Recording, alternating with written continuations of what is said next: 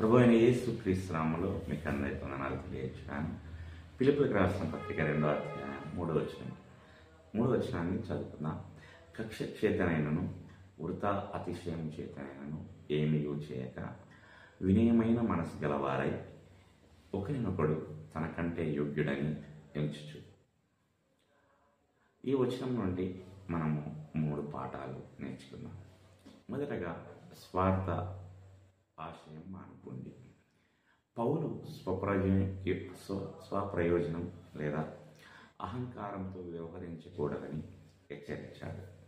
నిజమైన క్రైస్తవ స్వభావం వ్యక్తిగత లాభమును కోరుకునుట కాదు, కానీ నిస్వార్థంగా ఇతరులకు సేవ చేయుట అని ఇది మనకు బోధిస్తుంది.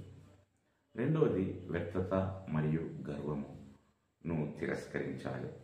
వ్యర్థమైన అహంకారం లేదా ఖాళీ అహంకారం విభజన మరియు అహంకారానికి దారితీస్తుంది. గుర్తింపు లేదా హోదాను కోరుకునే బదులు విశ్వాసులు వినయపూర్వకమైన వైఖరిని అవలంబించాలని పిలుపునిచ్చారు. 3.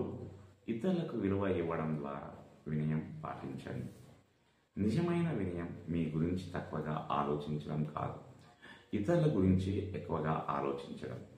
క్రీస్తు చేసినట్లే ఇతరులను గౌరవించమని మరియు ప్రాధాన్యత ఇవ్వమని పౌలు మనలను ప్రోత్సహిస్తున్నాడు. దేవుడి మాటలను దీవించుగాక.